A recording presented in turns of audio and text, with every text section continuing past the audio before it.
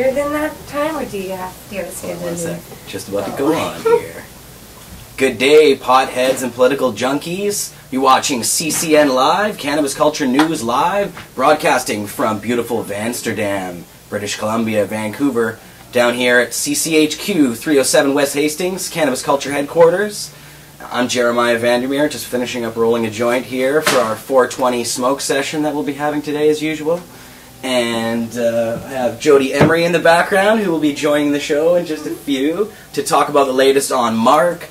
We're going to be going over some international drug war stories to start things off, and we'll have special guest Matt Murnau on the show, who is a medical marijuana user who was growing pot in St. Catharines, Ontario, got busted. Now, he doesn't have a license. He's been trying to get one for a long time, and the doctors just have refused to sign his forms. So they decided to go through, the prosecution decided to go through with it. The government is taking him to court. So he has been in the midst of a tough court battle to see if he can have some, basically what he's doing is constitutionally challenging the production laws, production of marijuana laws in this country. So we'll talk to him, and that's going to be really interesting. It sounds like it's a really cool court case so far with a lot of big implications. So stay tuned for that.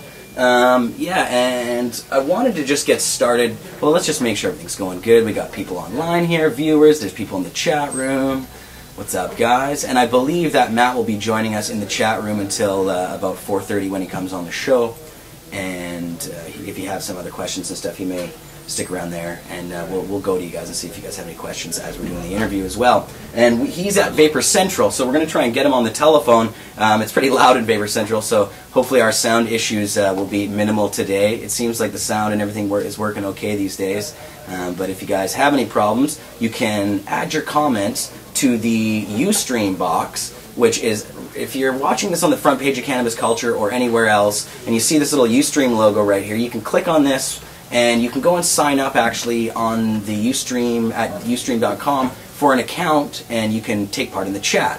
That is just below the image itself there, or to the side of the image on the Ustream page.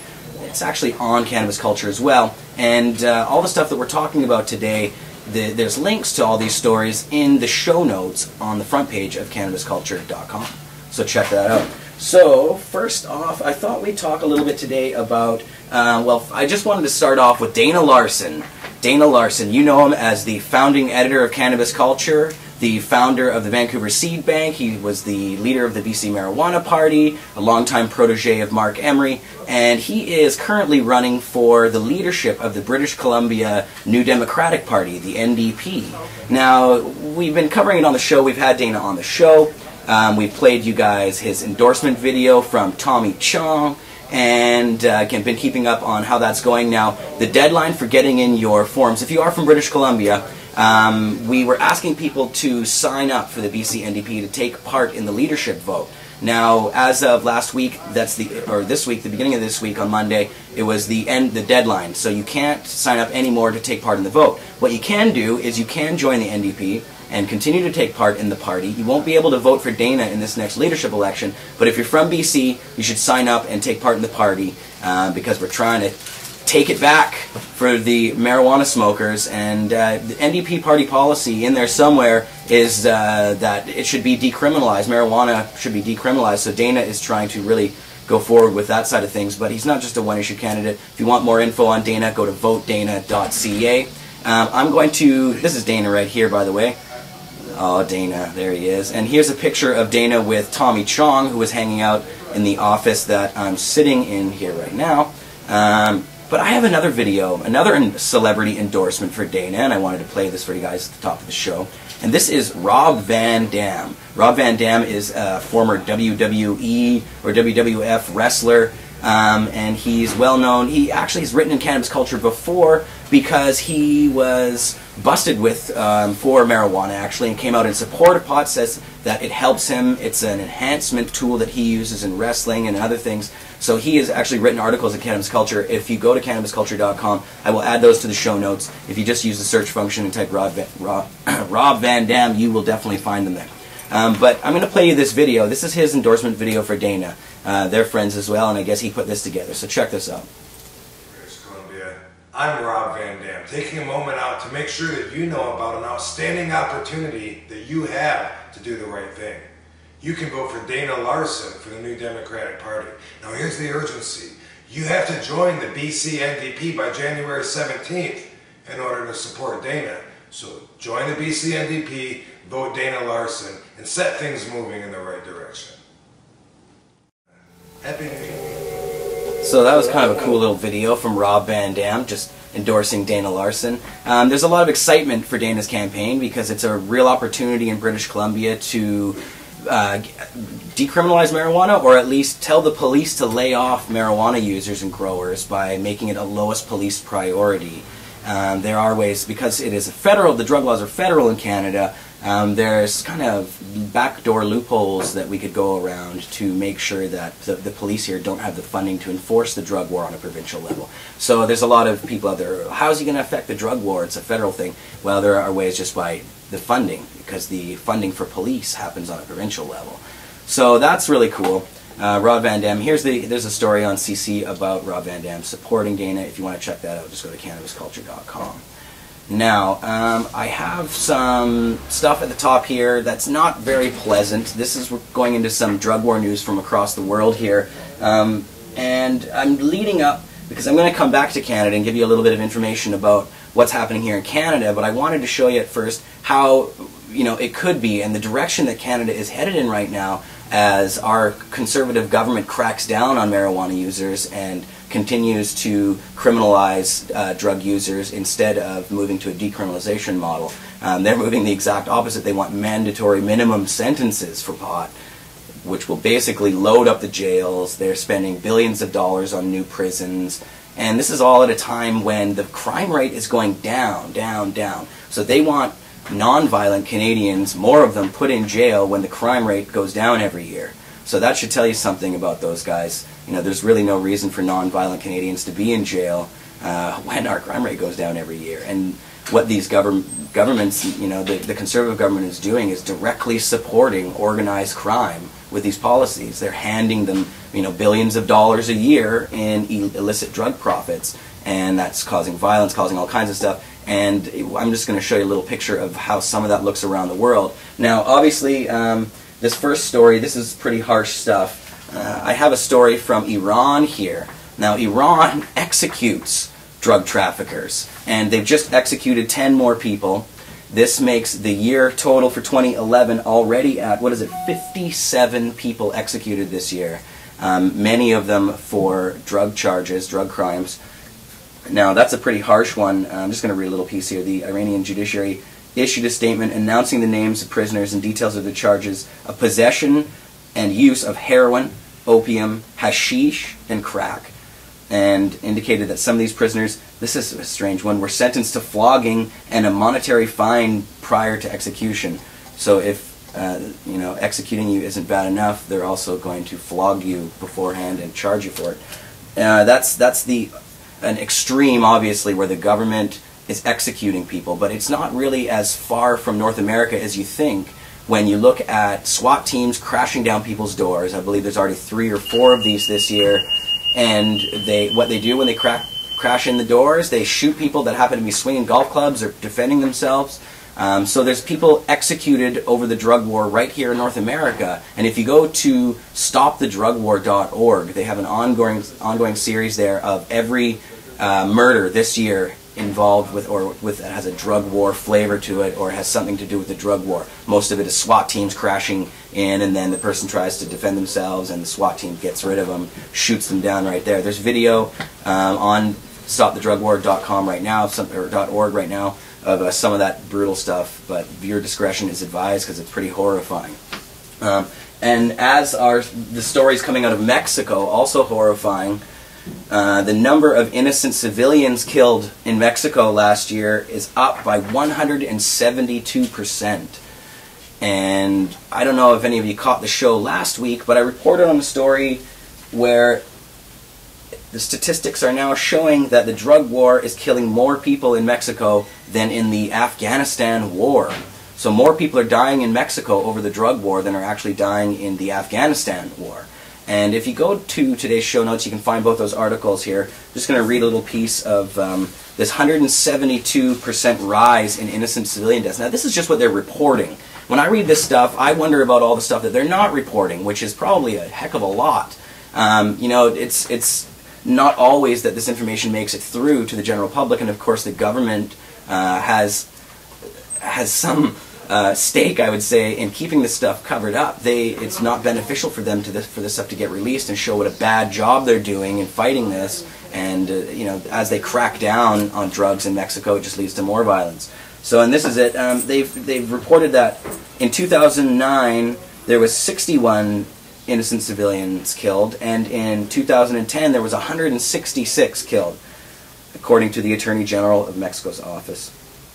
Now, the drug war in Mexico has claimed more than 34,000 lives in Mexico since December 2006, when Felipe Calderon gave the military the dominant role in fighting the cartels. So this is a military operation in Mexico. And as in Canada we move closer to that side of things, when we're cracking down on drug dealers, throwing more people in jail, it just serves to hand the illegal market for drugs further into the hands of organized criminals who are willing to do this stuff. And you know, they don't care if people are dying, they don't care about these things. It's the mom and pops who end up going to jail, and the normal people like me and you who go to jail, and the people who are willing to take those risks, like the drug dealers, they're the ones who profit from prohibition.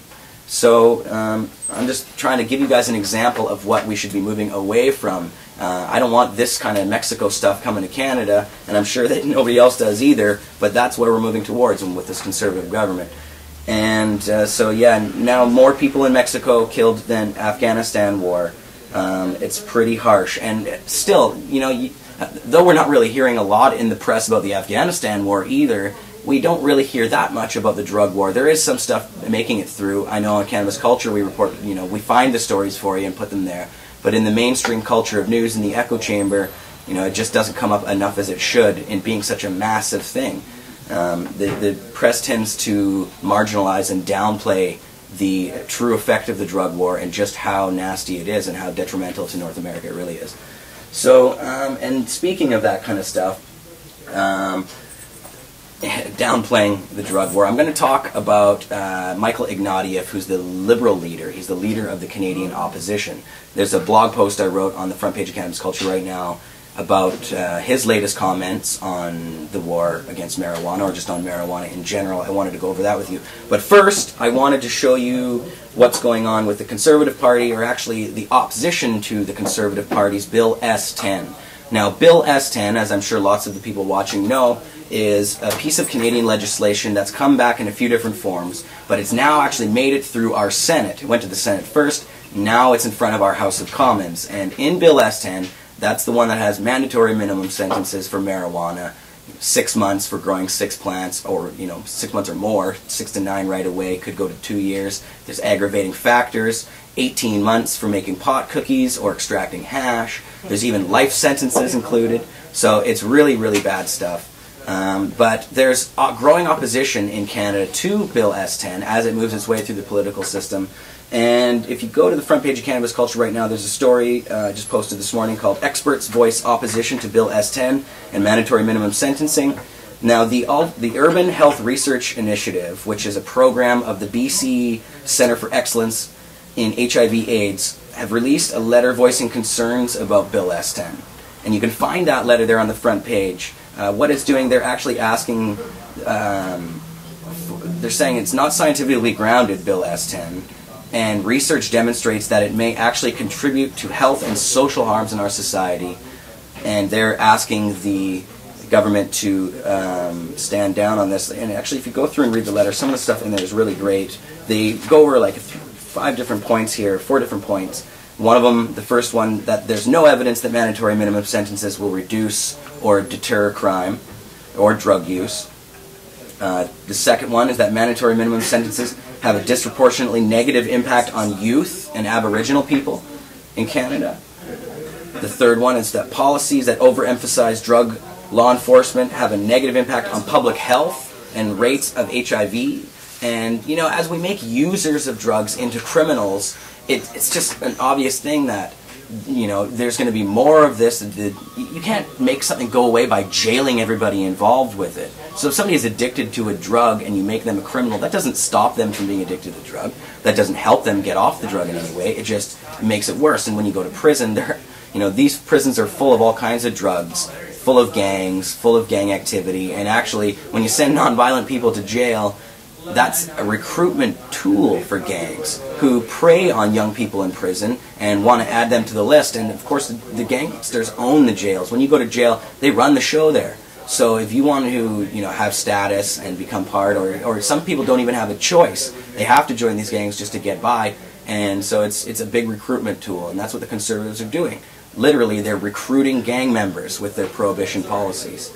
The fourth one on the list here is that mandatory minimum sentences are expensive and ineffective. And we've seen that here in Canada with already $2 billion earmarked in the next 5 years for increases in prisons, expanding the prisons. These Conservatives are just putting everything into the prison system and locking everybody up and hoping it economically just works out. But as we've seen in California and other places, mandatory minimum sentences bankrupt provinces and states. So we don't want that on the federal level here in Canada.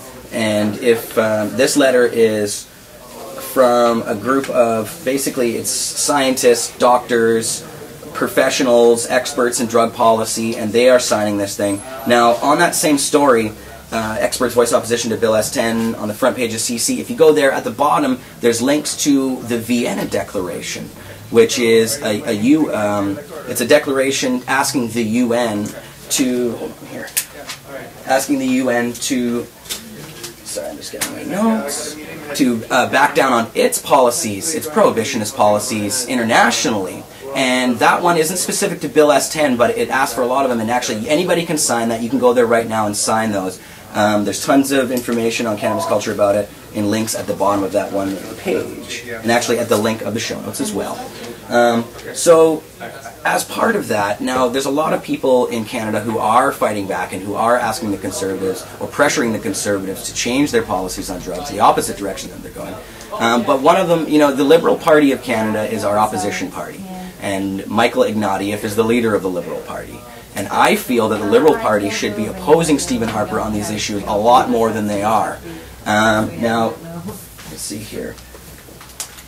Michael Ignatieff, if you go to the front page of Cannabis Culture right now, there's a story about Iggy and the Liberals. And now Michael Ignatieff has recently said that he is considering supporting the decriminalization of marijuana. And he referenced Martin Couchon's 2003 bill. Now, that is a great step forward. I am very happy that he's not backing down from his comments supporting decriminalization. He really hasn't said a lot since he made his initial comments a few months ago. And actually, I've been trying to get a hold of the Liberal Party. I have got a hold of the Liberal Party, and I've tried to get them to comment on what precisely his marijuana policy is, and they have refused to actually define that and told me that I could go to one of his open mic nights and ask him directly. Unfortunately, I wasn't able to go to his open mic night that was here, but somebody at the Richmond, at a secondary school in Richmond where they had their open mic town hall style meetings with Michael Ignatieff, somebody did ask about marijuana policy. They actually asked about Proposition 19. And the answer they got, and now let me just read you a little bit here about this. Oh, I don't know if I have it in front of me. But basically his answer, oh, I thought I did. My stacks of news. I got my stacks of news. Well, Iggy responded basically by saying, and actually here, I'll put it up on the doc cam for you. Let's see here. I love my doc cam. So Iggy responded by saying that he does not want to see young Canadians locked up and their lives ruined over marijuana, but he doesn't want to focus on marijuana, and he doesn't want people to think about it, and it's not a priority, he says. He says he would rather have them thinking about family life, getting a good job, and getting a good university degree, is how he referred to it. And again, he said that marijuana in Canada is not a priority. Marijuana policy is not one of his priorities. So in my article, I just sort of point out that for thousands of Canadians who use marijuana as a medicine, who are having problems getting their cards from Health Canada and legally getting access to this type of medication, it is a priority for them. And unfortunately, decriminalization of small amounts of marijuana, like 28 grams or 15 is what's in Couchon's 2003 bill, decriminalization does not address the larger issue of organized crime. Now, it would stop, young people from going to jail for getting busted with an ounce or a half or less. So that's a good thing. We don't want people going to jail for that stuff. But it doesn't address the larger issue, which is the production and distribution of marijuana. And right now in Mexico, which is they're having all these crazy problems. It's just a damn war zone down there. They have already decriminalized drugs in Mexico. They've decriminalized marijuana, heroin, and cocaine on a small level. But it hasn't stopped the carnage, and it hasn't stopped the gangs from being in charge of everything. Because when you just decriminalize small amounts, somebody still is going to be producing this stuff. Somebody's still going to be selling this stuff and getting it out to the public. So we need to address all of these issues. And that's what the experts are calling for. Scientists, doctors here in Canada are calling for in this latest letter. And I'm hoping that Michael Ignatieff will read that letter and will start using some of that himself in his own campaigning, because this is a huge political issue. And, the Liberals, he doesn't want to make it a priority, and it's never a priority. They think that it's a political hot potato or an issue that's going to reflect badly on them. But right now in Canada, people are looking at Ignatieff and looking for something different than Stephen Harper. It's 420! 420. So I better light this joint. People want something different. They don't want more. They don't want a clone of Stephen Harper, which unfortunately Michael Ignatieff really looks like, in a lot of ways. So this is another way that he could stand up and really set himself apart from the Conservative Party and look like something totally different for Canadians. They're a real option, a real alternative. Trying to light this joint. And now let's go to the comments here and see how everybody's doing out there. Oh yeah, it's nice to see all you guys in the comments section here. And we're going to get Jodie Emery on the show here in just a few minutes. There's one more thing I wanted to talk to you about before we bring Jodie on to talk about the latest with Marc. And that is something good internationally that's happening, or sort of on the good side. It's kind of a mixed bag, I guess, because there's already a backlash over it.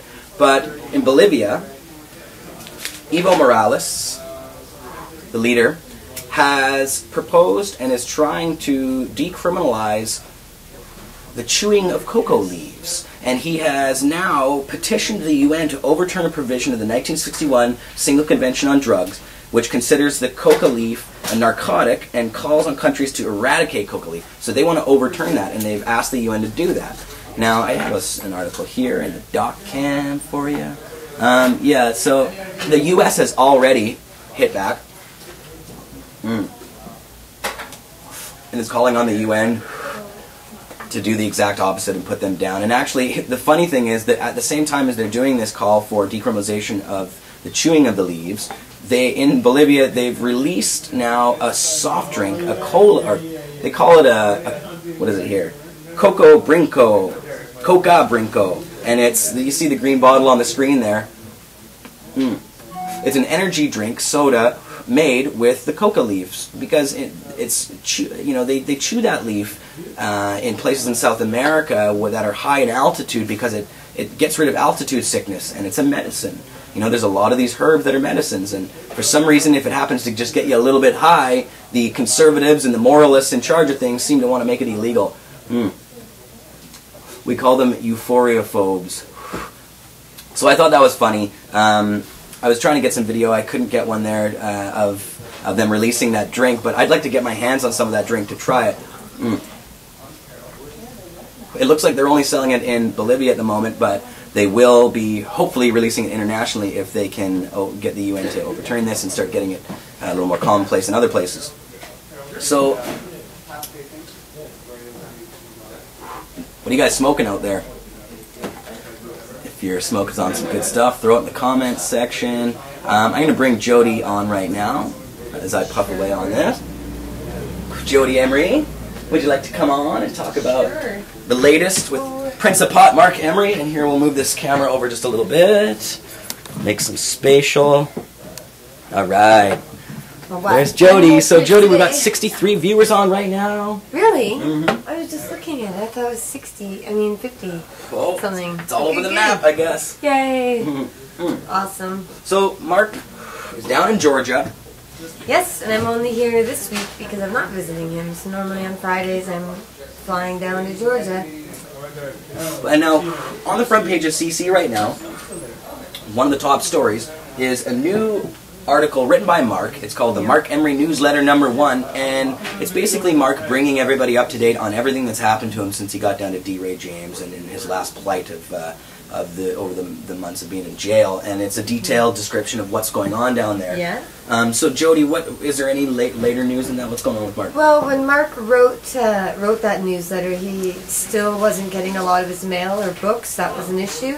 But that's been resolved with the warden going ahead and talking to the mailrooms. So that's not as much of an issue. So keep sending books and mail, and we'll see what gets through if there's any other problems. And they've got some exercise equipment coming at last. I also got to ask the warden about whether they would get core links or use the Access Corrections messaging system, which is what they use for depositing money, but they haven't activated the messaging part of it. So there's some improvements we've suggested to them, and they have been receptive to that. So our last visit was pretty good, and if you want a review of what our visit was like, I do weekly updates on Pot TV Network on YouTube, and also on my personal account. It's the same video, but on both accounts. And I give weekly updates about what's happening with Marc and his transfer application and other things going on in our community and the cannabis culture. So if you haven't yet subscribed to those YouTube accounts, that's Pot TV Network and Cannabis, or Jodie Emery. There's also Cannabis Culture Mag on YouTube. We have many YouTube addresses, too many to choose from. Usually Jodie's shows, Jodie's shows will pop up on the front page of Cannabis Culture as well. And Jodie, we should have a more permanent block on there that we can put whenever you have a new show and add it. We'll do that as well. Yeah, well, we've got a new website in the works, and it's been a while, but our website has such a deep and messy history. It was one of the first websites on the internet, Hemp BC, when Marc started. The internet had just begun, and the Hemp BC website, I think, was the first marijuana website on the internet, and then Pot TV was the first video website about marijuana, and it was one of the first video streaming websites in existence. CBC News Canada was one of the first, and there was a big media hoopla about the new internet video age, where there's these things called Pot TV coming out along with CBC News. So Marc's been a pioneer and laid a lot of groundwork, and you can subscribe to all our YouTube channels as we now upload there. You got to go with the times. Absolutely. And this is Ustream. This is the service we use to film this show. It's different than YouTube. It's the live streaming option. Now, we've had a few problems in the past with it before, but so far it seems to be okay. Actually, the person that will be coming on the show after Jodie, Matt Murnau, recently had his account canceled on Ustream. We often put his videos on the front page of CC as they're filming them live from Vapor Central in Toronto. But so yeah, you never know. This account, the Cannabis Culture one, may end up disappearing like our last one did.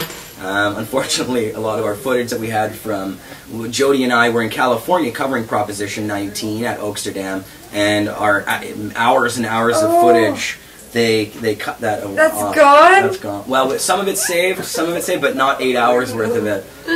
Oh, bummer. That's kind of like all our Pot TV channel got deleted. YouTube deleted our channel. The original Pot TV one, and that had how many subscribers? 25. Or no, it was our Facebook got deleted as well. That had 25,000. And Pot TV, the original one, had I think 15,000 or 1,000. No, it was a bigger number. It was it was lots of people. Because we got on YouTube as soon as it came on the internet. Right. Like we started going on there right away.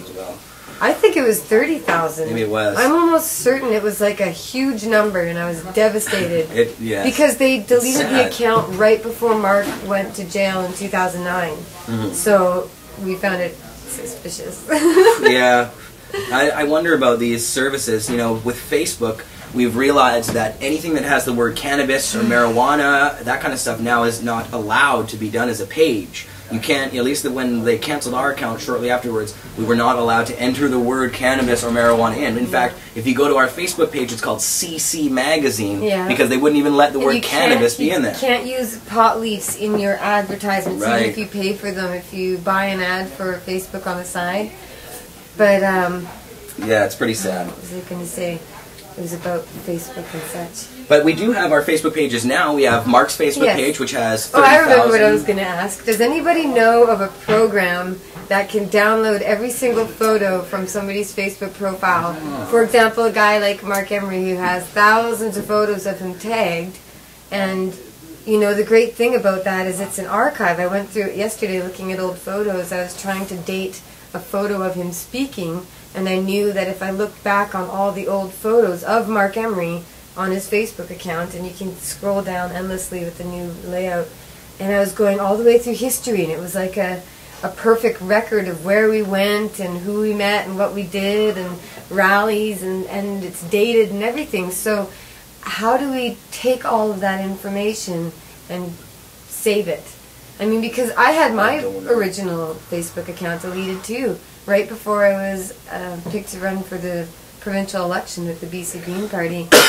My account was deleted, my Jodie Emery account, and that's why I use Jodie Joanna Emery now, because they won't let me get back to my old account. Well, and I think often, see, we tend to clip a lot of videos out from the internet, and YouTube is now notorious for killing people for copyright infringement, and if we put up a CBC video. In fact, this did happen on the Cannabis Culture account. I put up a CBC video, and CBC's fine, but the person who actually owned the video footage, who CBC was licensing it from, complained, and we got a notification for copyright infringement.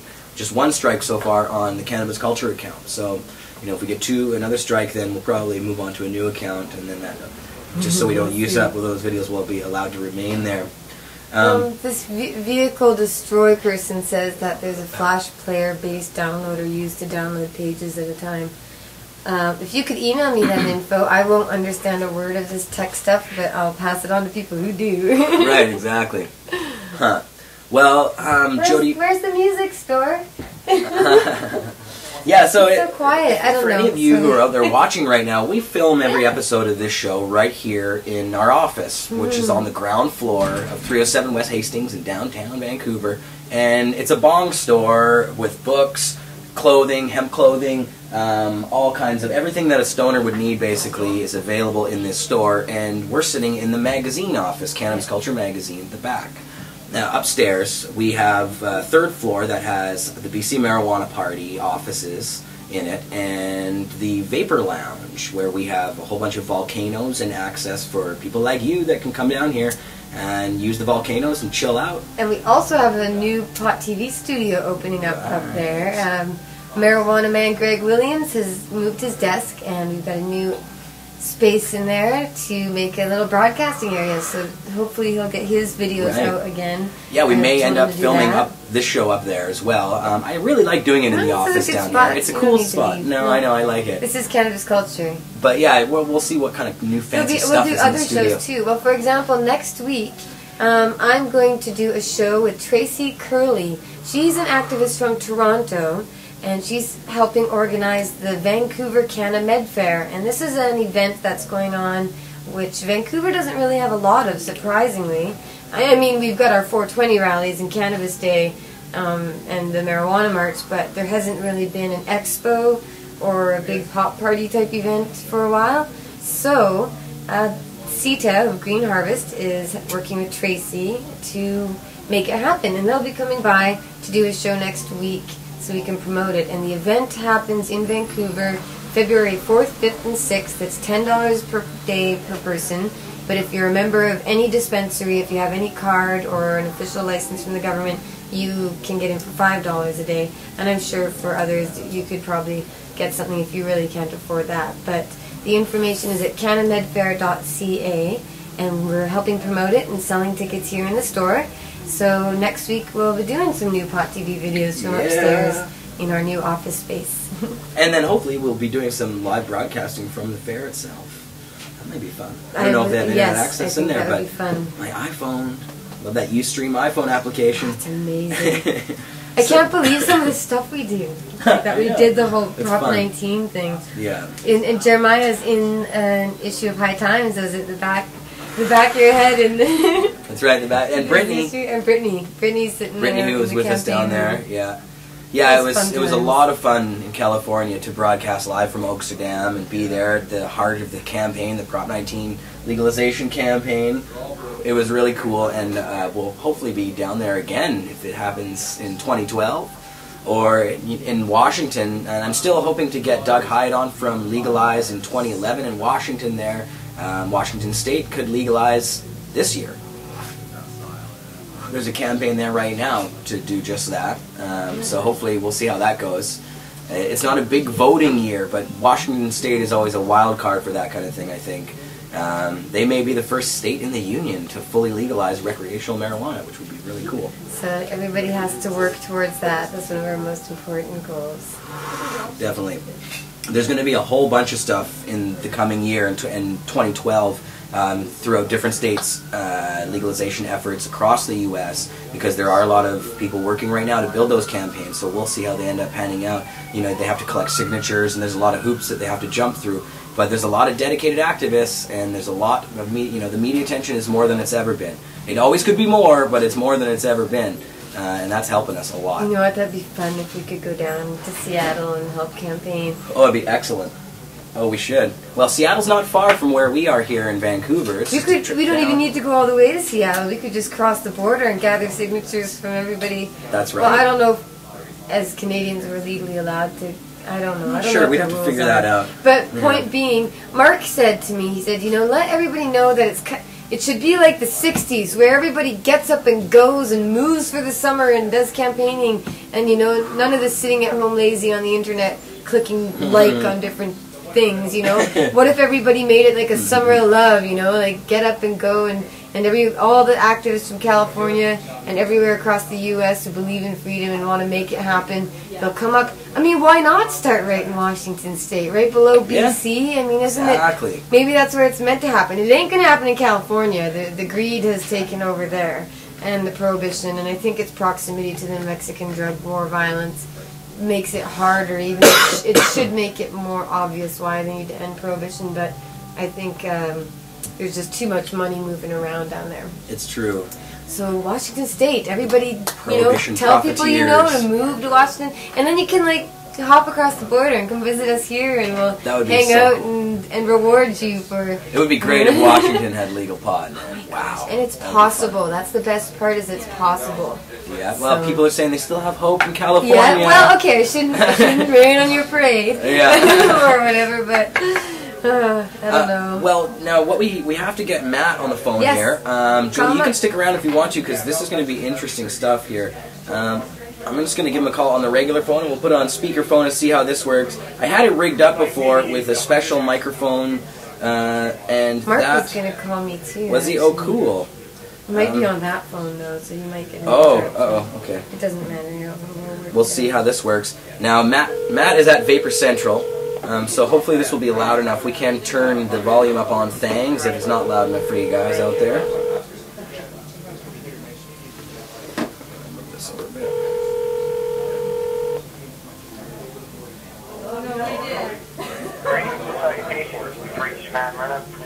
It's answering machine. Voicemail, okay. Well, we'll try him back here, but I'm going to set the whole thing up. I should have set it up first anyway, so it's the perfect opportunity. Matt Murnau. A longtime activist. You guys probably know him from, if you read the front page of Cannabis Culture, you'll see his blog posts, and he's hilarious. He also writes for Now Toronto in Toronto. He's their pot correspondent, and he's been an activist for years. He's a medical marijuana user. He suffers from fibromyalgia and scoliosis. Now, he's been trying to get a medical license, an official one from Health Canada, for a long time, and he's got the paperwork, but no doctor will sign it for him. And he's gone to, he told me this morning, 5 or 6 doctors to try and have him sign that. They've refused to. Now, 2 years ago, he was growing pot in St. Catharines, where he was living there, and they busted him. The cops came in with, he was growing 70 plants. Yeah, and here's Matt. Okay. Hold on just a second here. Hey, Matt, how you doing? You want to come back? You there, brother? Hello. Hello. How you doing, man? I'm good, man. How are you? Oh, not bad, not bad. We're just doing this show here. Thanks for calling back, brother. I was just giving your bio, basically. Oh, thanks. Yeah, and I was just telling them that you were busted with 70 plants, where you were in St. Catharines there. And there was actually another charge in Toronto, but that one was dropped. Now, they're sticking through with this one, and that was 2 years ago now. But now you're fighting this case, and what you're doing is challenging the constitutionality of our production laws in Canada. Exactly. I'm challenging the production law, the personal production law, actually, and we're claiming that the medical marijuana program is an illusion for the majority of Canadians. So that's the medical marijuana angle that we're using. Is that I should be in the medical marijuana program because of my health, and I can't get in, and I took it upon myself to grow my own marijuana, and surprisingly enough, I got caught doing that, and I only got charged for growing it for myself, so we're arguing medical necessity. Right. Cool, man. And so how's that going? You're right in the midst of that at the moment, aren't you? Yeah, we just started on Monday. Well, actually, we've been working on it for about 2 years now. We had a pre-trial that hung up for about a year because we subpoenaed Health Canada, and they fought our subpoena for about a year.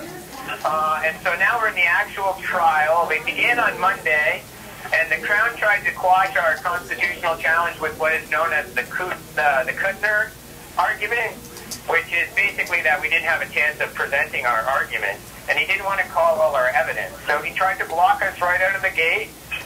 So we fought valiantly out of the gate and convinced the judge that, yes, we had a valid constitutional argument, that not only could we have a case, that we have an overwhelming case. We have a medicinal marijuana program in this country that, depending on the province you live in, depends on your access to medicinal marijuana. If we saw in British Columbia that you have a lot more doctors involved, you have a lot more patients, and yet in Alberta, one province over, with about the same population, about half a million people difference, according to Statistics Canada, that we looked up. And what we see is that you have about 200 people involved in the Alberta program. In Quebec, where you have the population double the size of British Columbia, you actually have only the quarter the number of patients involved in the program in that province. This is, this program isn't just unworkable, it's a disaster.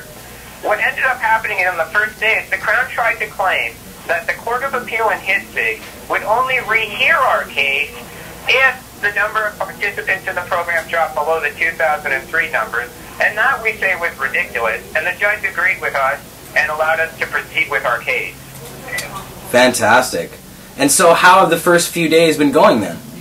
Well, on the first day, that was our presentation. On the second day, there was some more arguments made. And then the judge issued a ruling in the afternoon on Tuesday. And his ruling was this, and I'm going to quote you. He said, "The future has arrived. The time to revisit Hitzig is now." And that began basically our constitutional challenge. He said, "I agree. There's evidence here. Let's hear it. Let's listen to the people that have coming forward from across the country." Like, I collected 25 affidavits from coast to coast, from PEI to Vancouver, from people who can't access this program. And we swore their affidavits in courtrooms. We paid other lawyers to notarize these affidavits. The people from across the country have stepped up to the plate on my behalf, and I have to thank them for that. I mean, when you have someone in PEI coming forward to talk about their story, and then you have somebody in Vancouver telling you this story, and every part in between, we got a problem with this program. Right, no kidding, man. And so let's talk about that. Let's talk about what this problem is. Jody, is that cool? No, no comment. You'll call back? Okay. We just had a call. Sorry about that, Matt. We just had a call on the other line. We thought it was Mark, actually. I've left my iPhone at home today. What a terrible thing. Anyways, so I wanted to ask you, tell people about how hard it was for you to get your card. You've been trying to get your card. Well, I've been in Medicinal Marijuana Compassion Club since 1997, just to be truthful. So, for several years, I had a family doctor who, if one doctor's signature was needed. In 1997, I'd been in the program for sure. What ended up happening is, using this doctor, you needed not just one specialist, you needed two specialists in the beginning. And because of a court case called Hitzig, they said specialist is unconstitutional. So now, they took out the one specialist, and they knocked out two specialists for it, and then it became one specialist. So what ended up happening is, because of this early court ruling called Hitzig, is that it gave me better access to the medicinal marijuana program. So it looked very confident in about 2003, 2004 I could get into the program. unfortunately, I had a female doctor, and she opted to start a family, which, of course, you know, you can't begrudge her. But after 7 years, you know, I don't have it, you know, I lost my doctor. So, let's see, I haven't been without a doctor for the past 4 years, and now I finally have a doctor again. I've seen 6 so far to try and get the access to one. And I've also went just recently to of all places, the Toronto Western Hospital Epilepsy Clinic. The Epilepsy Clinic, and Terry Parker, the man who gave us the right to smoke medicinal marijuana, is an epilepsy. So you would think at a hospital in downtown Toronto, there would be at least one doctor at an epilepsy clinic to sign your paperwork, and there wasn't a single doctor there. That's the problem I'm having. Wow. That's crazy, man. And so, and this, obviously, if this is happening to you, we know it's happening to lots of people all over the place. Oh, we have witnesses. We have witnesses from across Canada that have testified on my behalf. We have, you know, a fellow in Vancouver who's been to over a dozen doctors who testified on our behalf via affidavit.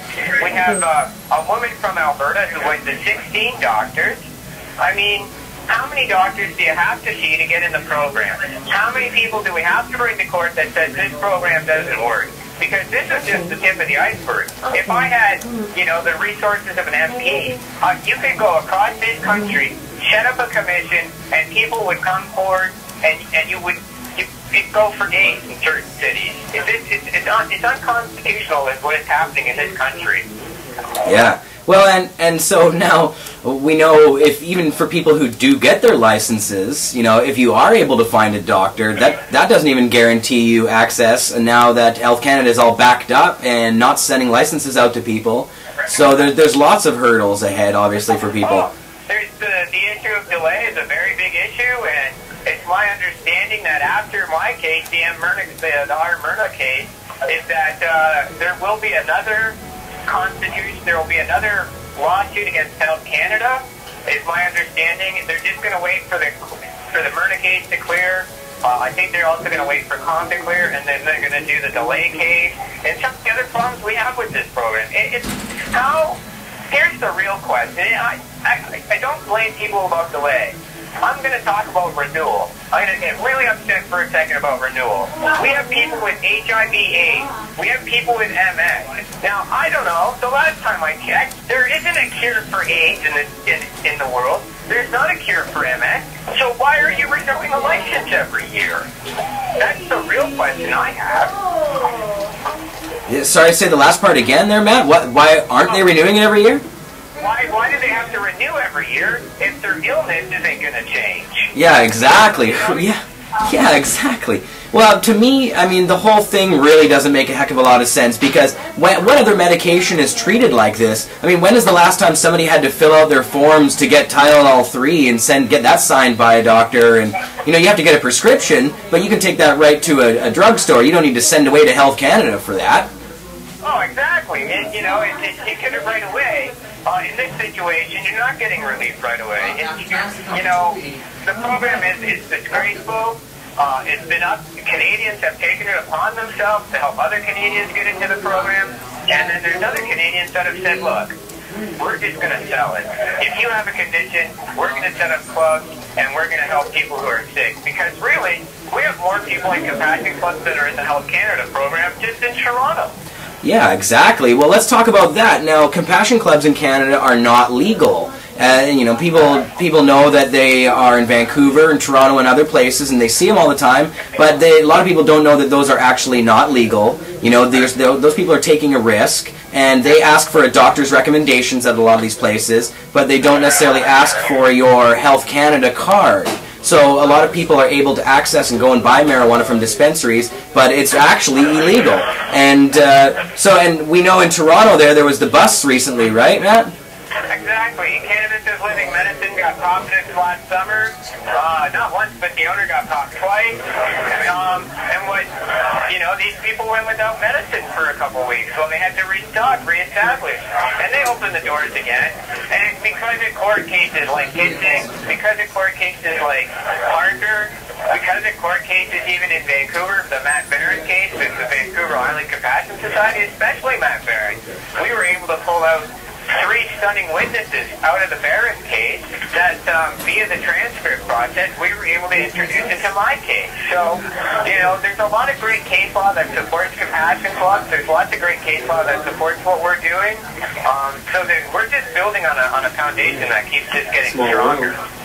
So, Matt, if you lose this case, what could happen to you? If I lose this case? Yeah. Well, the Crown was pretty adamant at the start what the case is about. He basically has said that I do have a right to choose my own therapy, and the second part was, yes, I have a fear of losing my liberty because he's seeking a prison sentence. I'm a first-time offender, but the Crown is seeking a prison sentence. We're not quite sure of the distance yet, but should we lose, I mean, we suspect we'll be on taking it out on appeal because we've spent so much time and effort and money to get this far that we're anticipating an extensive court ruling. We don't anticipate the judge finding me guilty right away. It's going to take a while to figure this one out, but they are seeking jail sentence. What's the jail sentence they're seeking? Well, they're not overly being, you know, probably between 6 and 18 months is what the typical grow-off offense is in the province of Ontario. Right. Wow, so they're just generally asking for some jail time. Man, that's crazy. So then, now the opposite, if you win this case, what does that mean? What happens then? In this case, we're asking for a few things. We're asking that the judge potentially strike down the grow law, where especially personal production. We think it's a right. We think we have a right to grow.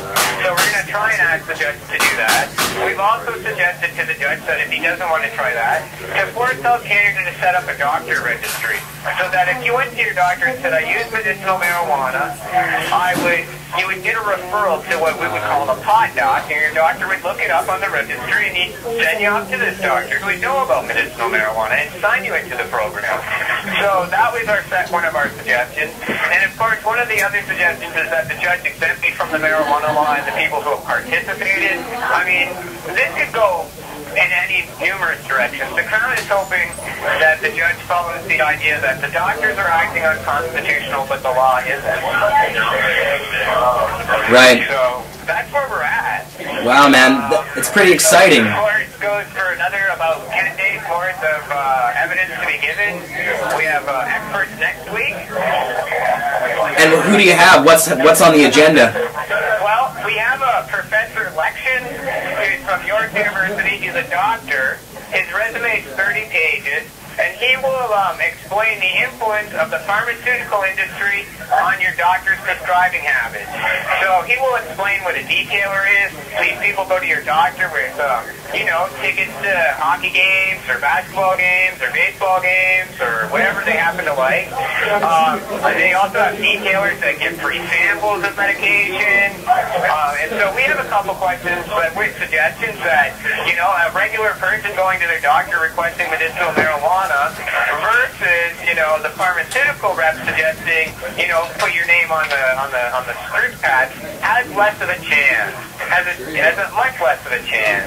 So we're going to do that. We also are suggesting that Health Canada hasn't done this to promote their program. They don't have a detailer. They don't have a rep that goes around and says, hey, have you heard of the Health Canada medicinal marijuana program? Do you want some free samples? Do you know how to get into want to know how people can access this program? We don't see that. Wow. Sounds like a job for Matt Murnau. I get you there. Crazy, man. So, how can people help you? Is there any way that people can help you out there? Help? At this point, just send me marijuana to review. That's the best way. Don't send money, just send bud. I smoke a lot of weed and can't afford to buy it these days, and my bail conditions prevent me from growing. And I probably shouldn't say just send bud, but, if you could just send some, bud my way, that would be greatly appreciated. You heard it, guys. Send some good green to this fellow here. I guess we'll have to provide your address somewhere, maybe in the show notes. Send it just to care of Matt Murna.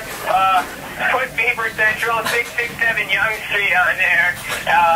It's the second floor, Toronto, Ontario. What's our postal code? M4Y179. M4Y179. And just send it Vapor Central, and it's care of Matt Myrna. There you go. And I just have to say that I'm not advocating this in any way at all. This has nothing to do with me or cannabis culture. What you do with your own meal is your own business. That's right. It just happens to show up here. That's my issue. You know what I mean? Exactly. And, yeah. So Matt, now you're a writer. You do a lot of writing on the topic of pot, and you do a blog on cannabisculture.com, and you also work for Now Toronto. Is that right? It's true. I review weed on my marijuana on my personal blog, and I write for Cannabis Culture. I do some stuff for you guys, so that's where you can follow my trial. Now, why don't you drop your website address, your personal one? Oh yeah, it's myrna.ca. MERNAGH.ca. Excellent. I will add it to the show notes at the end of the show. And so, why don't you quickly tell people about where you're at right now, Matt, at Vapor Central there, for any of those people who don't know. The Toronto's best Vapor Lounge, the only place higher than the CN Tower. I'm at Vapor Central. You can come in here. It's a private members lounge. That's Chris Goodwin in the background. And you can smoke weed at BC. You can bring your own pot, pay $5, hang out with guys like Compton and Ben Stein and Chris Goodwin.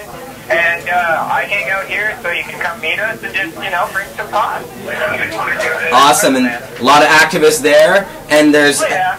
I got Max Connick right beside me, I got Jim B in here. Oh yeah, there's lots of people here. Awesome, man. Well, you guys do good work out there, the Hash Mob and the crew in Toronto. I was in Toronto at the last Treating Yourself Expo and had a fantastic time with Matt and the boys at Vapor Central and the girls. It was my first time at Vapor Central, and it was fucking awesome. I loved it. We have a lounge up here in Vancouver as well, so if you're in Toronto or you're in Vancouver, you're lucky enough to have access to one of these lounges where you can go in, and at our place you get to use the vaporizers. You guys have vaporizers set up for public access there at Vapor Central, obviously? Oh yeah, we have digital volcanoes on just about all the tables here. It's, you can gather up, they got parts, so you can just bring your buds and bring your other buds and rent a volcano. Awesome, man. Well, hey, is there anything else you wanted to add about your court case and what we're looking out for there? Well, I mean, we have Health Canada on the witness stand at the end of the week, and then we do final summations the final week, and then we're going to sit around and hopefully wait for a while the judge gives us a ruling. That's about it. Man, well, that would be very cool. We're looking at a changing landscape in Canada. Yeah, we're going to try, buddy. Awesome, my friend. Well, we're getting close to the last couple minutes here, my friend. So I guess I should let you go and just tell you thanks for coming on. It was awesome, and we'll definitely keep track of what you're doing there. Again, yeah, go to mernod.ca and look for more stuff on cannabisculture.com about Matt and his court case under the blog section or as articles. I'll be definitely talking to Matt about what's happening in the next couple days and keeping you guys posted out there. Thanks a lot, Matt. Appreciate it, brother. Thanks for having me on your show, buddy. Talk to you soon. All right, man. Cool. Peace. So I'm just loading up the bong here for my last little puff as we say goodbye to you guys. I appreciate having everybody here, looking at the comments here, lots of people tuning in. I have a lot of fun doing this show every week. It's pretty cool for me just to see all these people tuning in, to check it out. It's a lot of fun to just hang with you guys. I really want to sort of open it up a little bit more and maybe get some callers to people. It'd be nice to do this like, how radio shows do. They have call in, you can ask people questions in the comment section right here in the chat. We should have a section where we get you guys to ask the guests some questions and that kind of stuff. So hopefully we'll be incorporating that as well. We're going to be doing more of a show your grow kind of thing on the show as well. I've been getting some emails from folks with some great bud shots and pictures. And if you have bud shots out there, and if you're a gardener and you're growing some great bud and you want to have some other people look at that and have it public, please send it to me, Jeremiah at cannabisculture.com, JEREMIAH at cannabisculture.com. And hopefully you'll see your bud shots on this show and on Cannabis Culture in our Show Your Grow section. So yeah, if you got them out there, please send them to us. Now I'm just going to take this puff because we're right on the 5 o'clock mark, and this will do us out. Again, thanks for coming, everybody. And thanks to Jodie Emery, who, oh, where is she now? She's not there. No, she's gone already, but here's the bong rip.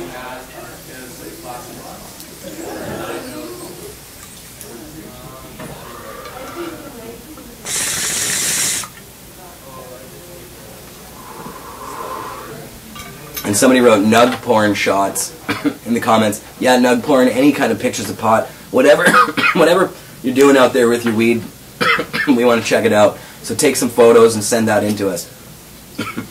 So we'll kill the last bit of this.